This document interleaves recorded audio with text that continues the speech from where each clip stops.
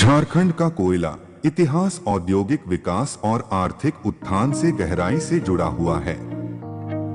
झारखंड, जो पहले बिहार का हिस्सा था, भारत के प्रमुख कोयला उत्पादक क्षेत्रों में से एक है। यहाँ का कोयला खनन इतिहास 18वीं सदी से शुरू होता है, जब ब्रिटिश ईस्ट इंडिया कंपनी ने कोयला खनन का कार्य प्रारंभ किया था। तो आपको ब्लैक डायमंड यानी कोयला का इतिहास बताते हैं। नमस्कार दोस्तों, हमारे YouTube चैनल अमर ज्ञान एक्टिव में आपका स्वागत है। अगर इस चैनल को सब्सक्राइब नहीं किए हैं तो सब्सक्राइब करके बेल आइकन दबाएं ताकि इस तरह की जानकारी आपको मिलते रहे। आइए जानते हैं कैसे हुआ कोयले की खोज।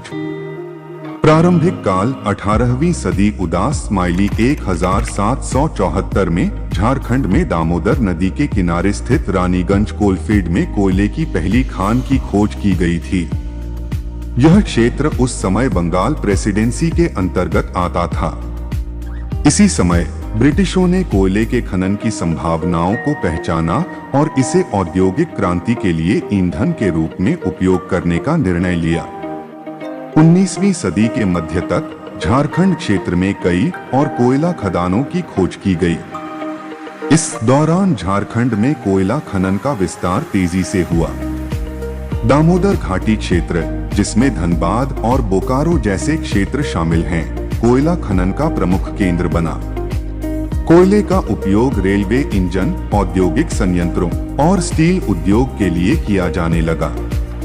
20वीं सदी के शुरुआती वर्षों में झारखंड का कोयला खनन और भी महत्वपूर्ण हो गया, विशेषकर भारतीय रेल और स्टील उद्योग के विकास के साथ। जमशेदपुर में टाटा स्टील प्लांट की स्थापना और अन्य स्टील प्लांटों ने इस क्षेत्र के कोयले की मांग को और बढ़ा दिया।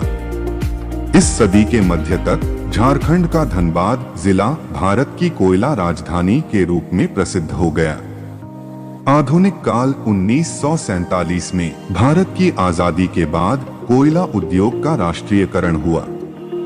1971 से 73 के दौरान भारत सरकार ने कोयला खनन उद्योग का राष्ट्रीयकरण किया और इसके प्रबंधन को सार्वजनिक क्षेत्र की कंपनी कोल इंडिया लिमिटेड (CIL) के अधीन किया।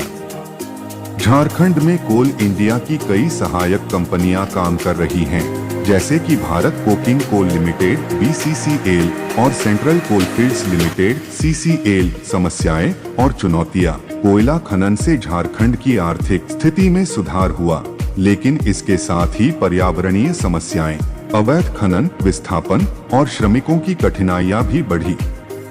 भूमि अधिग्रहण, आदिवासियों के विस्थापन और कोयला खदानों से निकलने वाले प्रदूषण ने स्थानीय जनसंख्या को प्रभावित किया।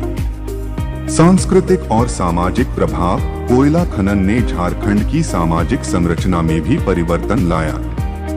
खनन क्षेत्रों में प्रवासी मजदूरों की बड़ी संख्या के आगमन से स्थानीय जनसंख्या मिश्रित हो गई। धनबाद जैसे क्षेत्र शहरीकरण की दिशा में बढ़े, जहां बड़ी संख्या में श्रमिक वर्ग का विकास हुआ। झारखंड का कोयला खनन न केवल राज्य की अर्थव्यवस्था का प्रमुख हिस्सा है, बल्कि यह राष्ट्रीय स्तर पर भी भारत की ऊर्जा आपूर्ति के लिए महत्वपूर्ण भूमिका निभाता है। इस तरह की और जानकारी पाने के लिए हमारे चैनल को सब्सक्राइब करके बेल आइकन दबाएं और लाइक करके अपने दोस्तों के साथ शेयर करें। धन्यवाद।